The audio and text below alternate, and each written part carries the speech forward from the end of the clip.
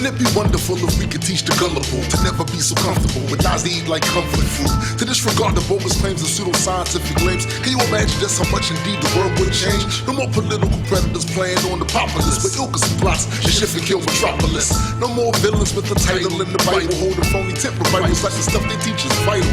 Imagine it was normal to have to prove a claim you make, and folks really feel ashamed expressing content that was fake. It's not to say we never make mistakes, it's just to say we go out of our way to show the evidence it takes. Remain skeptical while you travel the road, the reason stay strapped with logic and fast. That's what it is, yo. Keep reality intact to help the truth grow. Question every claim, especially the ones you believe in. Remain skeptical while you travel the road, the reason. Hi, welcome to Road to Reason, a skeptic's guide to the 21st century. I'm your host, Kay Terzak, and this is my co-host, Nando Lopez. Today, our episode is titled Truth Evolves. It's we're going to be interviewing Dustin Arand. Dustin Arand. He's a friend of mine and a local atheist activist and author now. From the local chapter of Recovering from Religion. Yeah, he is involved with Recovering from Religion, and he helps out on that front. And his new book, Truth Evolves, was just released a couple months ago, I believe. Yeah, and speaking of Recovering from Religion, I just wanted to put in another plug. One of my biggest things, I like to put in a plug for the Hotline project that they just came out with. It's a call-in project where you can call in and ask questions if you have any questions or concerns about your faith, if you're questioning anything. It's informational and an ear to listen to, and nobody's going to be trying to convert you. And if you wanted to get more information about that, you can go to recoveringfromreligion.com, or you can go to call the number 844-368-2848. All right. So the first thing that we would like to talk about today as a news item is the Charleston shooting. On June 17th, 2015, a mass shooting took place at Emmanuel African Methodist Episcopal Church in downtown Charleston. And a suspect nine people were shot, and a suspect was apprehended. And so it's just a big conversation piece around the States recently. Oh, yeah, absolutely. Yeah.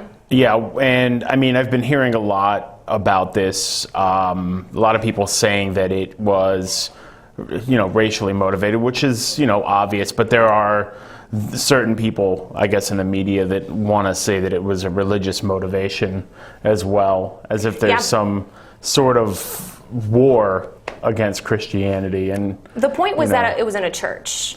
I actually watched that Fox News. Fox News had a guest pastor on, and they were discussing the fact that this was a religiously motivated massacre. The fact that it was in a church, I think it doesn't indicate.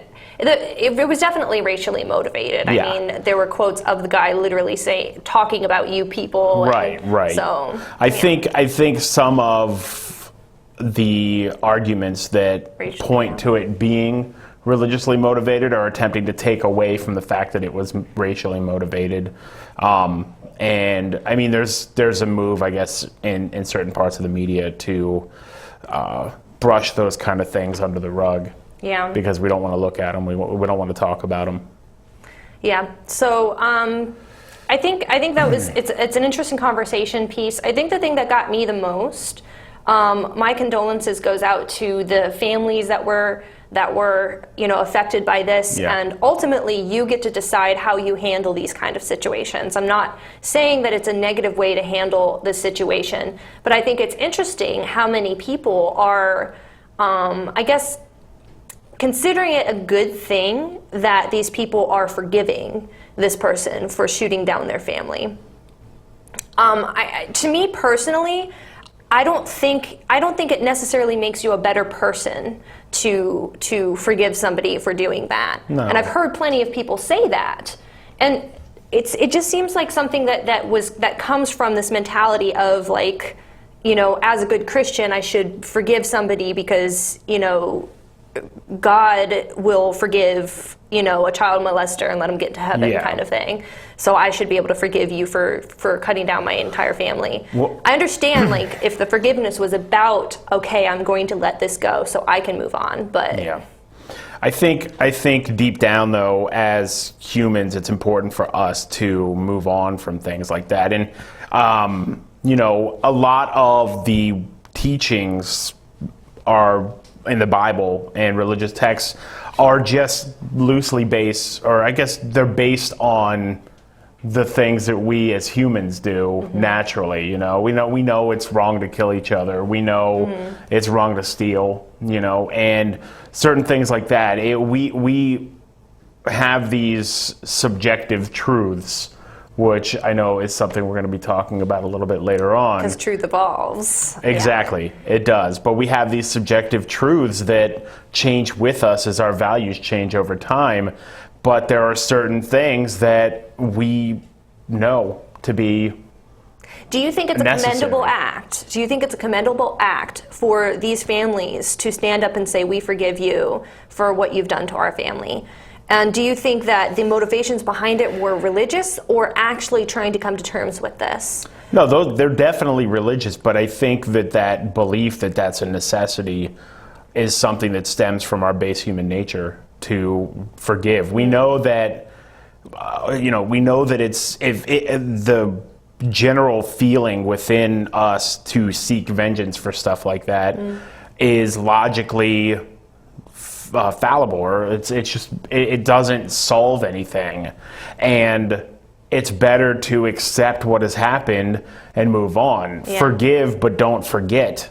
And you can attribute that to whatever higher power you want, but it's something that we know is a necessity for us to move on and continue living, because there's so many atrocities that have happened. If you don't forgive, you can't move on.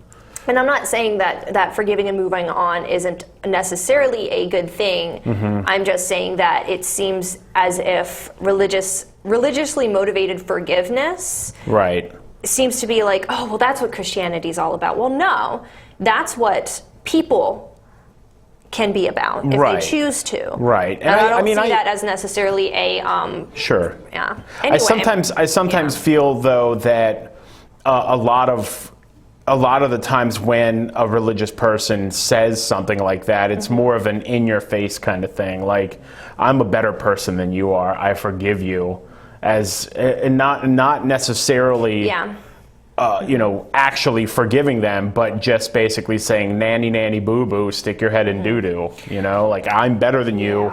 I forgive you for this terrible act. Speaking of good Christian sentiment towards social issues or issues of our day, the Supreme Court ruled on our marriage laws, and it's now, we have equal opportunity marriage in the United States. Yeah! That's awesome. There was a pastor who allegedly said that he would burn himself if it was passed. That's not exactly what he said. The exact quote was, "We are not going to bow, we are not going to bend, and if necessary, we will burn." Implying that he thinks we're going to burn him, like a large massacre of Christians, that we're going to burn them down. I take away from that he is threatening self-immolation, and a lot of people that have read the quote have also taken that away from the quote. He came out later to say that that's not his intent, but if you read the words of the quote, not taken out of context, we are not going to bow, we are not going to bend, and if necessary, we will burn. I think he's planning something in response to this. And as a safety measure, because we care as atheists, we want to protect people that aren't directly involved. So, if he is planning on doing that, we wanted to present some or if he's planning on being a martyr, or if he's planning on being a martyr. Exactly. We've experienced, as Satanists and atheists and baby eaters of the ages, we've had to experience some burnings of ourselves, and we have some tips that we've researched. And innocent bystanders get injured all the time, so... We're in the 21st century. We've got to update this technology. thing. So we have it's all about technology. So tell us about our tiki torch This here. is a tiki torch. Now, as you'll notice, there's a rather long pole at the end. So this will allow any innocent bystanders to hold it at a distance and light him without injuring themselves. So I think that's a very important point. And one of the other things we've noticed in our research is that when a human being is on fire, it tends to smell really bad. So we recommend using some sort of hickory or cedar if you prefer. We got hickory because I like the smell of burning hickory. And it's going to mask that smell very well. One other thing we think is helpful. Family friendly. There's going to be kids around.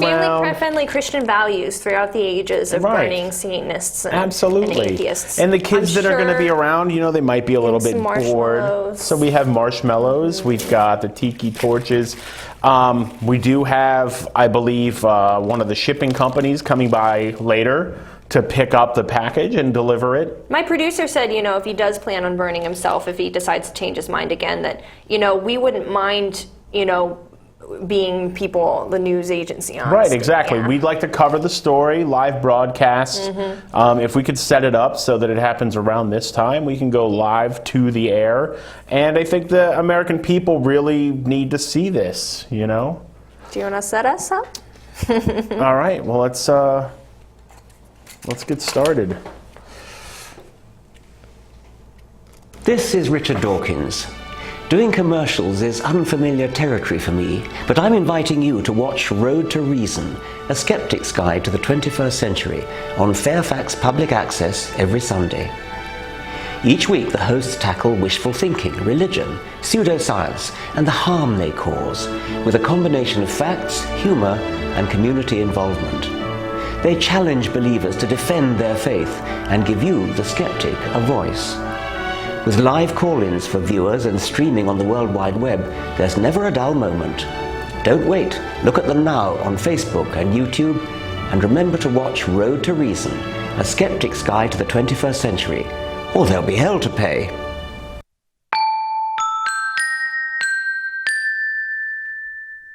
You want to know something really liberating about critical thinking? It allows you to drop all your pretenses.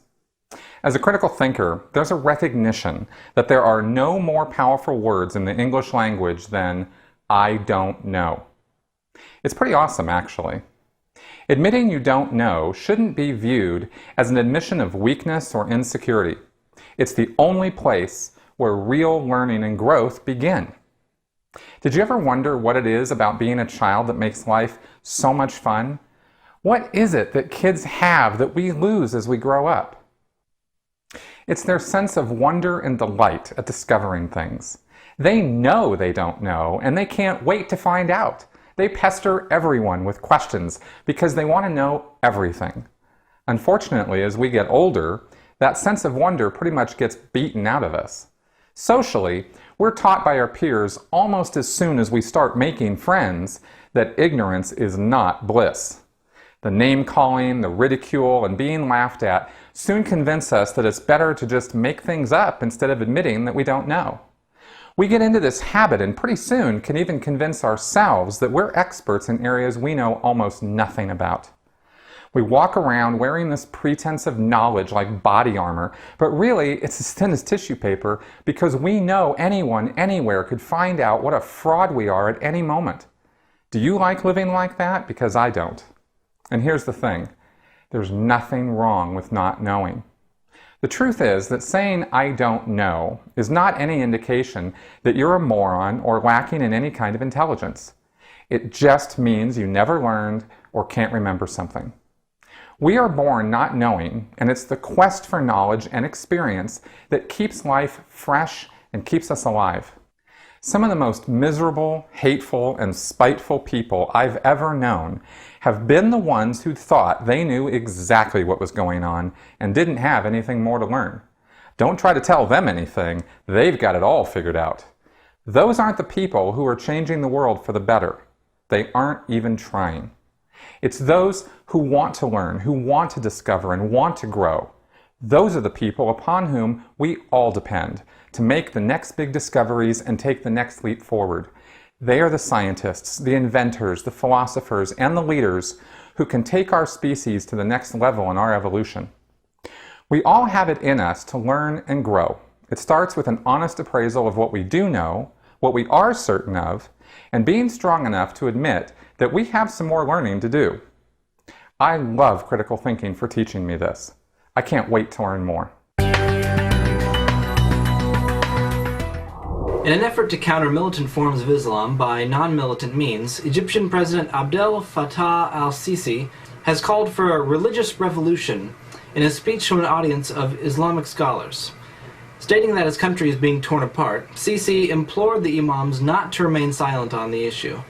His remarks took place at the Al-Azhar conference in Cairo and are said to have taken some of the attendees by surprise. Al-Azhar has a large student population in Egypt, combined with students hailing across Asia and Africa, and totaling more than 2 million individuals. The school has already introduced minor changes in the way textbooks present material, but Sisi would like to see more reforms in that direction. Recent history has shown that efforts to crack down on extremism can result in backlash. Islamic institutions have often made an effort to comply with government policies up to a point, frequently turning against government policies once they fail to hold popular support, as was seen in the recent rise to power of the Muslim Brotherhood and its subsequent fail.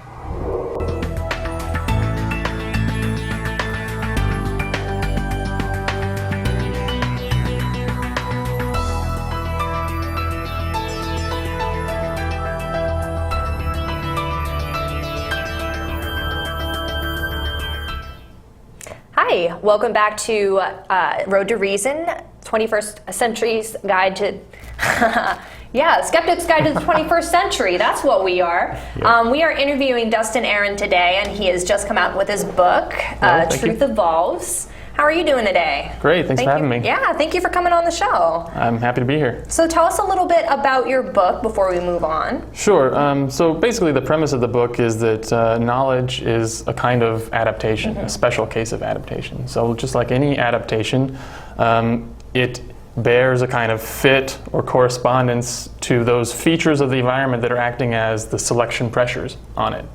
So rather than thinking of truth as something that simply mirrors reality, what I'm arguing here for is a view of truth in which it responds to those adaptively relevant aspects of our environment that we care about, that we need to care about for purposes of obviously survival and reproduction, but then any kind of goals that are also, that tend to co-vary with those outcomes as well.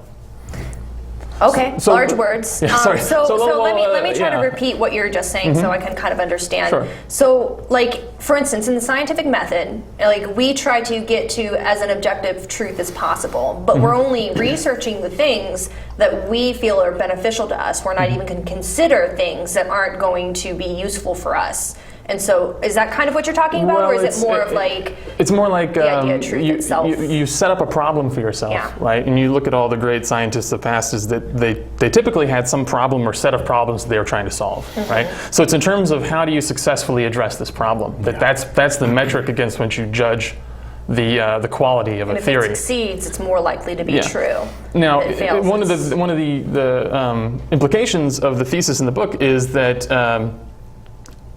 you're going to be able to have more precise understandings of those aspects of the environment that are the least variant. So let's, for example, the laws of physics. Right. You know, the world out there, it just is what it is. It has been since before there were humans, and it will be long after we're gone. We have to pretty much conform our beliefs to what's out there, right? What's observable? So if you want to shoot a rocket into space, there's only so many ways you can do it, and you have to kind of devise a theory that's going to make that possible. I'm not saying that every intelligent species, if there are other ones in the universe, is going to have something that's exactly like Einsteinian relativity, but they're going to have something that accommodates that notion of massive bodies attracting one another. Gravity is going to function like gravity functions, no matter how we perceive. So But something like Newtonian physics, not Newtonian, but Einsteinian physics, that is not necessarily the truth. It's something we construct to identify some objective truth out there. Well, contrast it with moral beliefs, for example, Okay. right? Moral beliefs are contingent upon our specific biological and cultural evolution. Right? When we're talking about what's morally true or morally right or wrong, we're talking about beliefs that depend on a context of human interpersonal relations, right? Yeah. So, to the extent that history, that biological and cultural evolution has exhibited more flux, say, than the stable background pressures that constitute the laws of physics, then we're going to have more room, I suppose, for reasonable disagreement among people as to what is true about morality than we would on a question like, what are the fundamental entities of matter or energy or blah blah blah. What's truth about physics?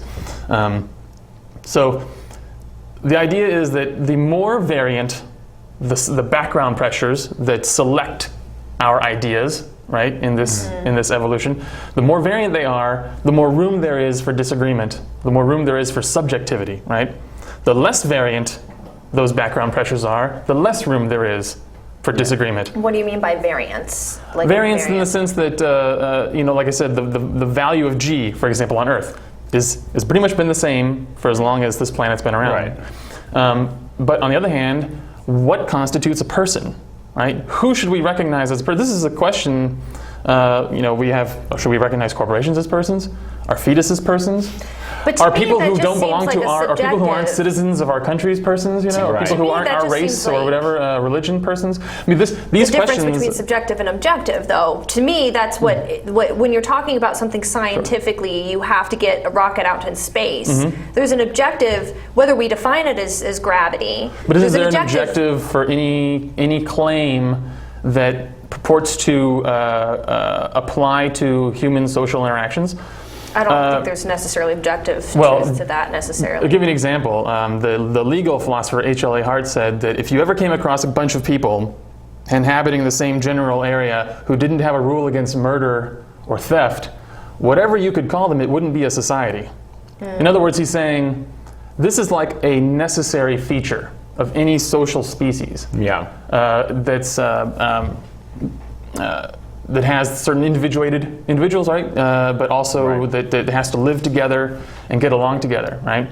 Yeah, you can't just have people killing other people and be. But on the other hand, stable society. and one of the points that I try to make in the book is that while there are, I think, obvious moral truths like the norm of reciprocity or the rule against unjustified violence, there are many gray areas where reasonable people can disagree, and how to suss that out then, and I use the example of the abortion debate as a kind of case study for this. You have it's very evenly divided here in the United States in terms of whether people think it's right or wrong to abort a pregnancy. But the point that I try to make in the book is that our moral feelings are based on instincts that have evolved over many eons, and those instincts are activated by particular environmental features. But whereas, say, killing a person, like stabbing someone, very clearly activates an instinctive aversion to engage in this behavior, the death of a fetus doesn't actually grip us at an emotional level, and it's it doesn't have a face necessarily. Yeah, but it's in that context then that culture steps in and provides the necessary kind of activation of one's moral instincts, and so it's culture that teaches you to feel very strongly one way or the other, and so whether I can say it's objectively wrong to murder somebody because you just can't have a social species like ourselves if there's no norm against murder, but there's no necessary norm against abortion. Abortion is a question that really was never a selection pressure on our beliefs, right? So whether we should apply our evolved moral instincts to this question just depends on really a kind of dispassionate, impersonal analysis of, well, what is the effect of having one law versus the other? So you're saying like the way that we evolved our a sense of morality did not include abortion because abortion was not a part of that necessarily. Sure. I'm saying that our evolved moral instincts. Actually, I'm saying that our evolved instincts with respect to morals, but also with respect to physics, they work in a limited context, but they have their limitations. And I'll give you an example from the realm of physics.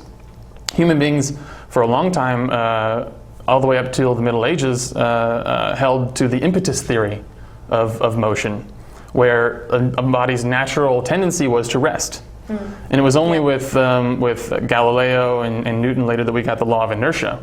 Because when you look at objects on Earth, they do tend to come to rest. They don't just keep on going and going. So that's counterintuitive, because our instincts were honed by a specific kind of environment that doesn't include a vacuum where objects can just move and move and move. Right. We didn't evolve to see very, very small things. So in order to very cope things. with solving problems that require an understanding of inertia, we had to develop counterintuitive ways of thinking about objects. And I'm saying that the modern social environment also presents us with difficulties that require making explicit our norms and values and figuring out whether we should simply go with our gut or coach our instincts in new ways to kind of respond to these new challenges that we're facing.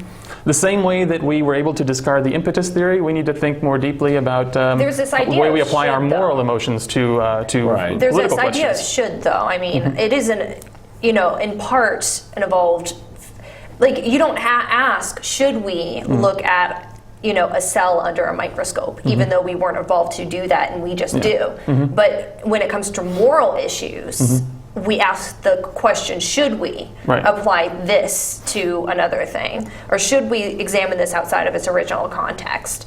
To me, I can't make the clear point as to why it seems different to me, but doesn't that I think imply that what you're maybe probably it's a little getting bit of at a is different the idea of the fact-value distinction, and that's one thing that I try to address in the book, to say that actually every judgment of fact depends on a theoretical vantage point, and that vantage point is first and foremost the product of an evolutionary process that, because evolution is a process that retains characteristics that are good for the survival and reproduction, necessarily is value laden. Right? Every theory has values imbued into its factual judgments, and every value judgment is in turn predicated on certain factual assumptions that are often implicit.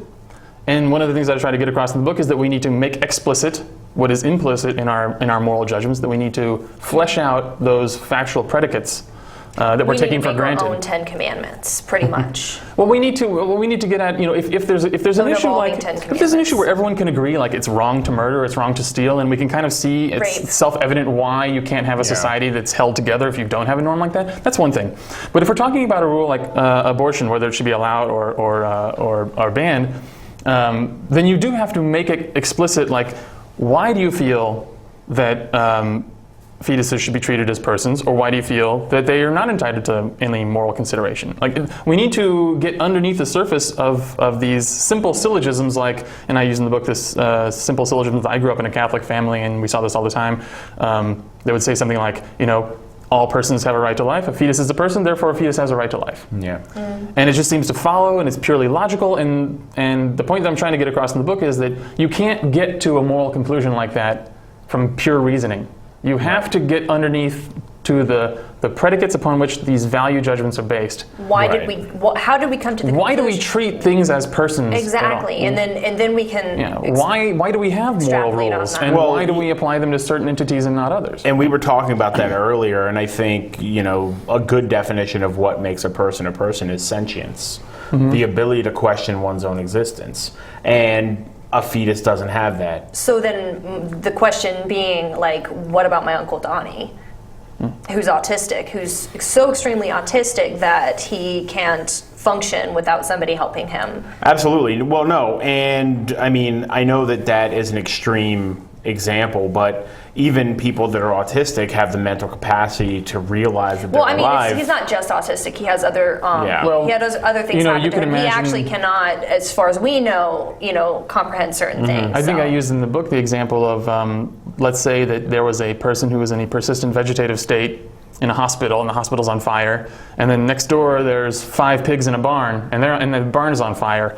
Most of us would instinctively feel that we ought to save the human being, rather than, even though probably would die without ever even realizing what had happened. Morality, most likely, in my opinion, I interrupted. Sorry. Well, what I'm saying is, Yeah. now if you're basing it on sentience or the ability to feel pain or any of these things, like those criteria, kind of, it's hard to see how they apply in that hypothetical. Even though we sort of still instinctively feel like you ought to save the human being there rather than those 5 pigs. Yeah. And I think it gets down to, and there's a great experiment that was done, and I don't know if you're familiar with the so-called trolley problem. Have you heard about that? Maybe. This is an old thought experiment designed by the philosopher Philippa Foot, where there are basically 2 scenarios. One involves a trolley coming down the tracks, and the tracks fork, and if it continues on its way, it's going to strike and kill 5 hikers going down the road. And if you throw a switch, it will go down a different track, and it will strike 1 person and kill them. And you ask people, is it morally permissible to throw the switch, even though you know it will result in this man's death? They say yes. And generally, most people agree because they think, well, it's better that only 1 person die rather than 5. That's just utilitarian. But the 5 is a maybe. Right? No, the 5 is a guarantee. No. Okay. You can guarantee They're in both. both guaranteed. At least one under or I mean, other. obviously you can't know this in real life, but that's just to get Yeah. it's like an intuition pump, like what Dennett would call an intuition pump. The other scenario is you're on an overpass, and again the train is coming by, and there's 5 people on the tracks that will kill. There's no separate track, so it's going to hit them, but there's like a big fat man next to you. You can throw him over the bridge. He'll hit the train and stop it or derail it so that it won't hit the 5 hikers, but he'll die, of course. And people are asked this question, and they say, no, it's not morally permissible to do that.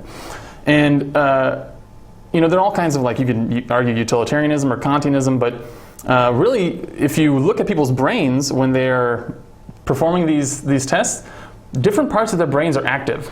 When you are just doing the one that involves throwing the switch, the part of your brain that weighs costs and benefits, the kind of rational, calculating part of your brain is active. When you're dealing with 5 to 1.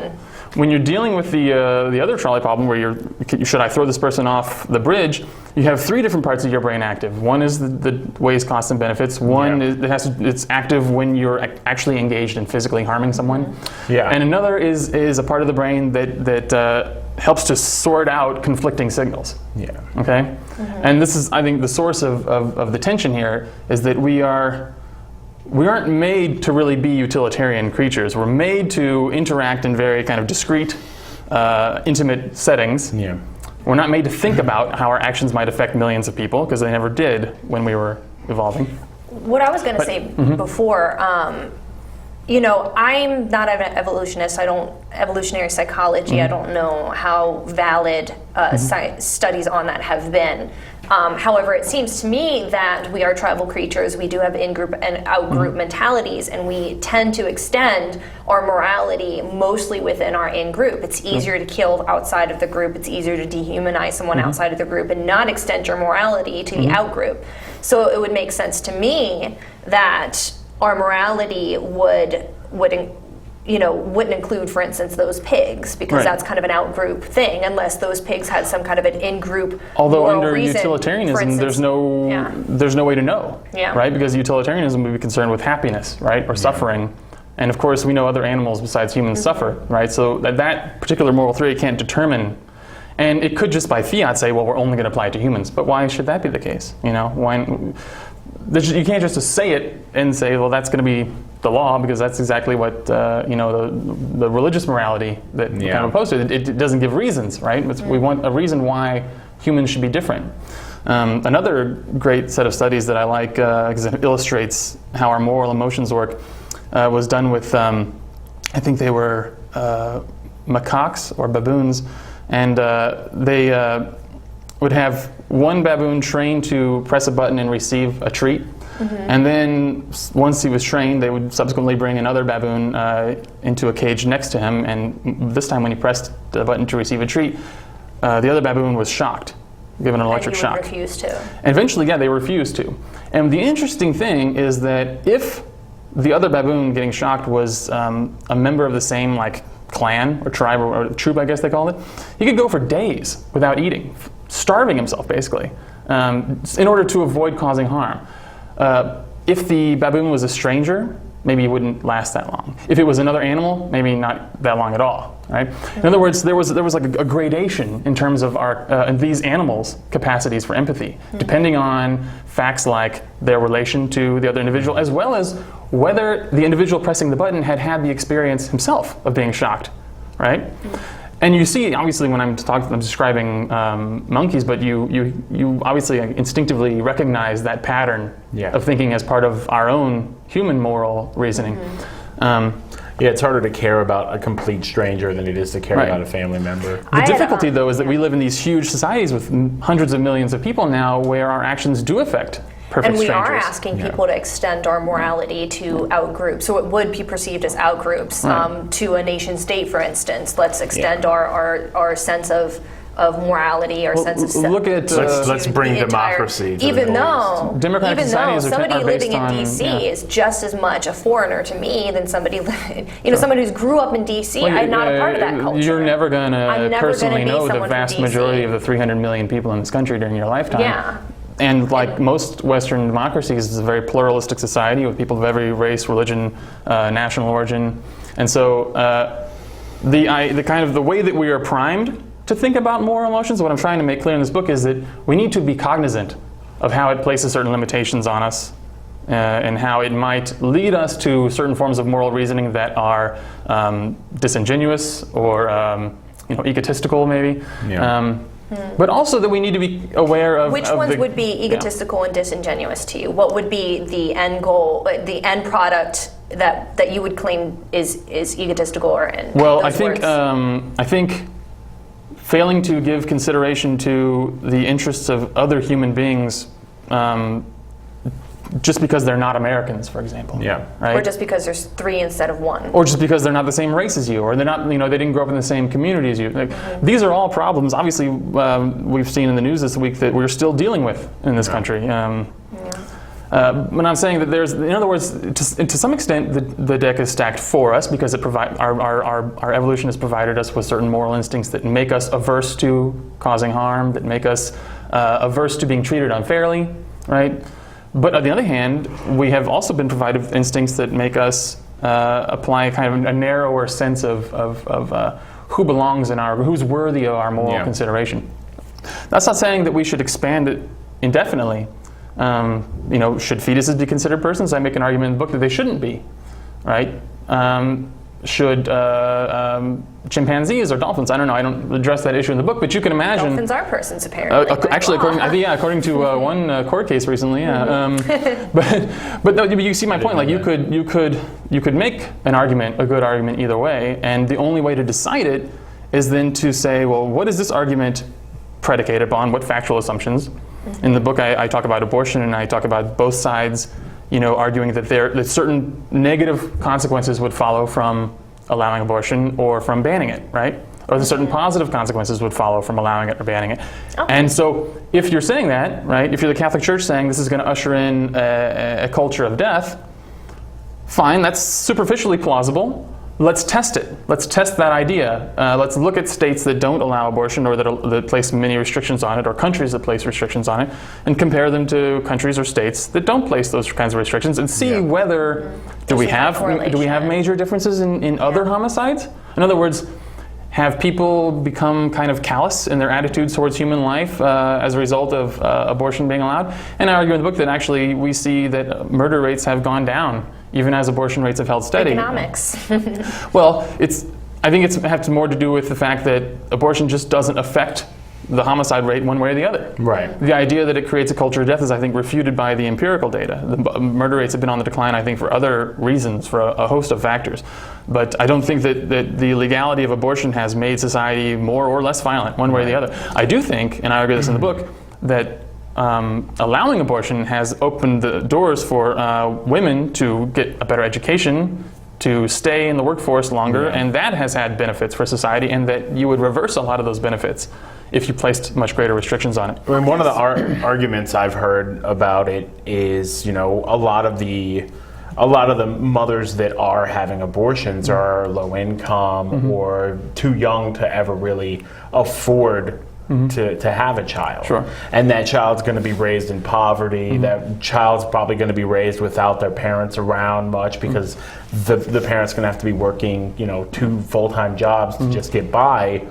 And that directly correlates with an increase in crime rates and... I don't know. I mean, I've seen that, and then I've seen others who disagree with it. And I think the guys from Freakonomics made that argument, but then there's other economists that disagree with them. But I think really what all I'm saying is that when we have a situation where our moral instincts don't dictate an answer one way or the other, we have a responsibility to investigate the facts and not simply rely on our gut or rely on what our religion or culture have taught us, but actually look at what will happen? What are the real-world consequences of interpreting my moral instincts this way versus interpreting them in another way, right? And a lot of my book has to deal with this idea of responsibility for our beliefs, not just our moral beliefs, but our religious beliefs, our other ontological beliefs, our epistemology. What do we believe about belief? What do we believe about how we go about acquiring knowledge in a reliable manner? I think the responsibility idea, I think that's interesting because I kind of feel like a lot of people refuse to take responsibility when they do say, no, my God handed me this set of morals. Yes. I am no longer taking responsibility because all I have to do is follow these rules. I don't have to think. I don't have to take those responsibilities. The recent Supreme Court case on same-sex marriage is a great example. I remember when this case was being argued and there were people outside protesting, and there were anti-marriage equality protesters saying, look, you know, shrugging their shoulders, it says in the Bible this is wrong. And that really rubs me the wrong way because basically what you're saying is you are abdicating your responsibility for assessing the morality of this question. You are a thinking individual, and you need to be apprised of like what are the arguments in favor, what are the arguments against. You need to weigh them and the evidence. And I see not just people making religious arguments, but I've also, because I'm a lawyer by training, I've debated this issue with other lawyers or people who maybe they're not lawyers, but they love to argue about constitutional law. But they'll talk about how, the Constitution doesn't guarantee this or doesn't guarantee that. And I try to make the point to them, look, the Constitution can plausibly be interpreted in many different ways, right? And there isn't necessarily a right or wrong answer. And to say that, you know, this particular theory of judging dictates my response is just another way of passing the buck. I really appreciate that motivation. You answered actually a couple questions I wanted to ask you. You are a lawyer by trade. That's, you know, you studied in law school. And you talked a little bit about your motivations, you know, to expose kind of the lazy thinking of taking, you know, a doctrine and saying, I'm just going to live by this doctrine and not have to think. So I wanted to talk a little bit about you personally, so our listeners will know the kind of person who is saying these things. I know you personally, and you are active in the atheist community. Tell us a little bit about your working with the Recovering from Religion. Sure, I've been working with Recovering from Religion for I guess about 2 years now. I'm the organizer for the Alexandria, Virginia chapter, and basically what we do, we have monthly meetings, people can come, and most of our members are people who have already left religion. Some have come because they had questions, or they're thinking about it, or they're struggling with it, or they've just recently left. The whole idea behind this organization is just to provide a safe space for people who are questioning or who have had the experience of having left their religion and want to meet others who have similar experiences and share their stories. And yeah, we have great conversations. You usually get like half a dozen to a dozen people at our meetings, and we talk about religion, but we also talk about politics. You know, we talk about current events, all kinds of things. It's usually a very interesting, stimulating discussion. Yeah, I wish there were things like that when I was growing up. I searched for that when I lost my faith. I was 16, and there were no other atheists. I mean, I had to read books, and Madeline Murray O'Hare was a big author in the atheist community, but there was no there was no internet because I'm old, but yeah, there was nobody out there. I like what you're doing. Yeah. Do you consider your book to be kind of a one-off or just an intellectual production of you, or do you feel like it's also an addition to the atheist community? Do you want this to be a something that you want to add to the community? And on top of that, and where can we get this? Yeah, it'd be cool if you could let us know. The book is available on Amazon in paperback or Kindle. I also have a Facebook page for the book. So yeah, come on Facebook and give us a like. Yeah, absolutely. But yeah, as far as my inspiration goes, honestly, I started writing this when I found out I was going to be a father. I have 2 sons now and another on the way. And I wanted to give them, I don't know if you've ever listened to that NPR segment, This I Believe, where someone, usually a celebrity, comes and kind of writes a little essay that they read on air about something that they hold to be true. And I had similar experience to you growing up. I was in a very Catholic household. I went to Catholic schools, and I didn't really know of any other atheists in my community. I was probably in high school when I kind of realized that I just didn't believe it anymore. I didn't have a bad experience. Yeah. My family, they're all really great people, and the schools that I went to were very good. But I just reached a point where I feel like this doesn't. I don't believe this. Yeah. It doesn't make sense. I made the big mistake of reading the Bible, and then I was like, nah, this is. I read the Bible 3 times. I did find that it was hard. It was hard to get answers to my questions. Yeah. And so what I wanted was my children not to feel like they weren't be able to get answers from someone like. If they have questions about, well, what do you think, Dad, about God, or what do you think about religion? Like, I want to be straight up with them and say, here's what I think, right? So I just wrote it all down so that I wouldn't forget. I wrote this book for you. No, exactly, and actually, I dedicated to them for that very reason, because I wanted to leave something for them so that they would know what I honestly think. Again, this is how I honestly feel right now. I'm 30. I'm about to be 35. Maybe my ideas will change in time. This isn't the only book I want to write eventually. I have ideas for other things, but this was what I wanted to do to sort of sum up all these years of thinking about these issues and wanting to leave something behind for my kids. Okay. I like the title and the subject matter too, because it goes back to something I've said a lot throughout my life. Every step that we take towards the answer, towards knowledge, opens up all these other questions that we never knew to ask before. Right. And it kind of captures that idea of approaching truth asymptotically. Yeah. Something you never really get to, but you can improve your knowledge over time. So do you think that there is objective truth, or do you feel that all the things that we can call truth ever would be just subjective, because we're subjective beings in a possibly subjective I think truth universe? Is a word that we use in different senses depending on the context or the type of problem that we're trying to solve. When we talk about physics, we might be using truth in one sense. When we talk about morality or beauty, or existential questions like, what's the meaning of my life, or blah, blah, blah. Truth is going to have slightly different meanings, slightly different degrees of elasticity, right? Truth is in the eye of the beholder.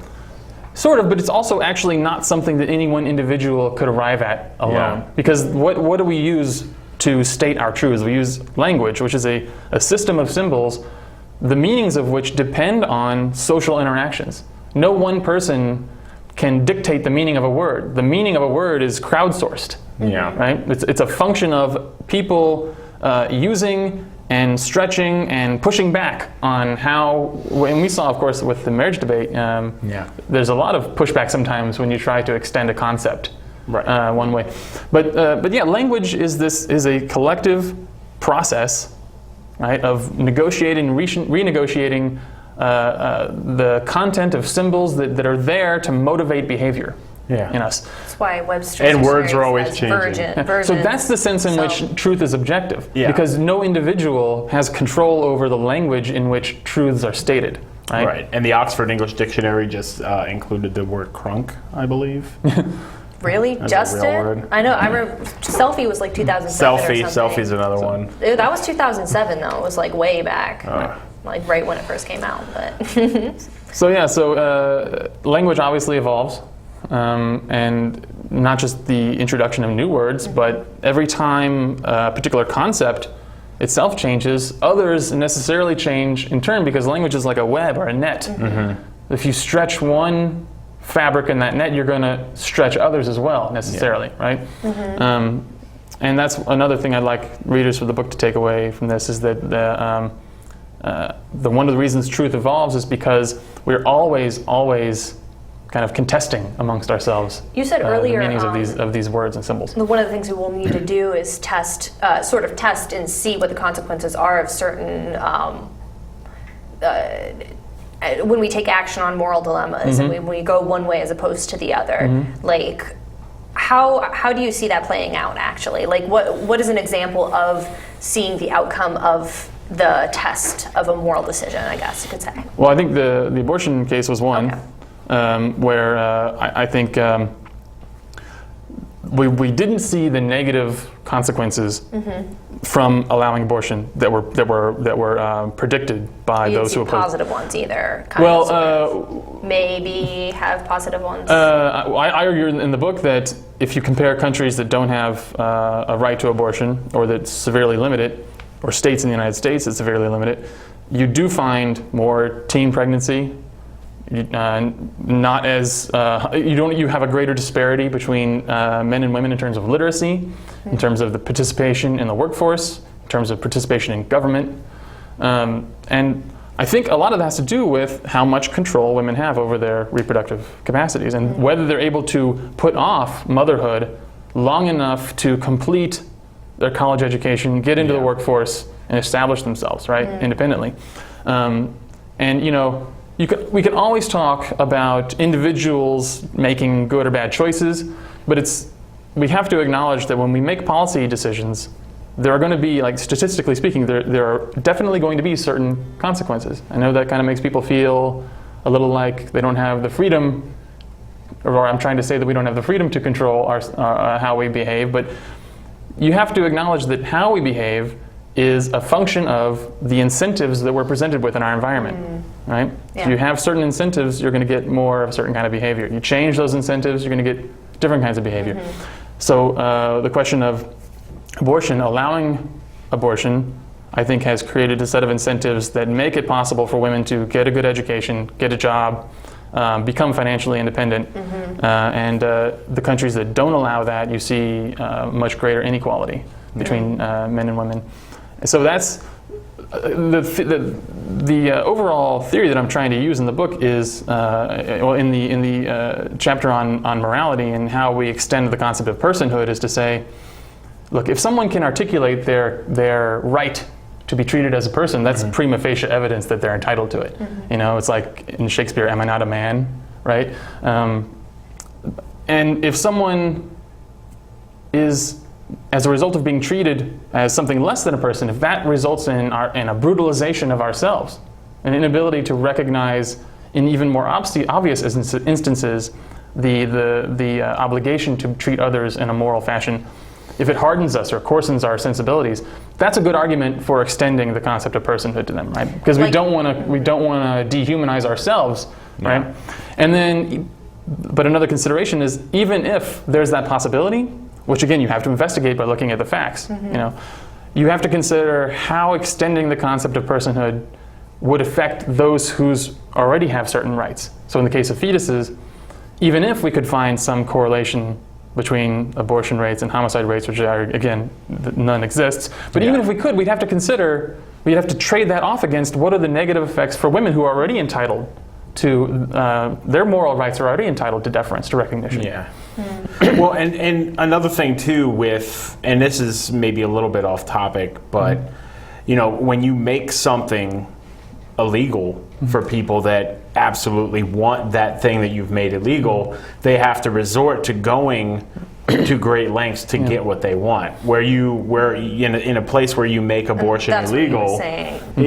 And if they're going to go to people with rusty knives. Are you going to force that woman to be a walking incubator, thus dehumanizing her in that way? Are you going to force her to go to a backwater? And when you dehumanize, and I think when you dehumanize women in that way, you dehumanize yourself in the consequence, or at least that iterative process by which we continue to interact with the culture that we're shaping shapes us in turn, right?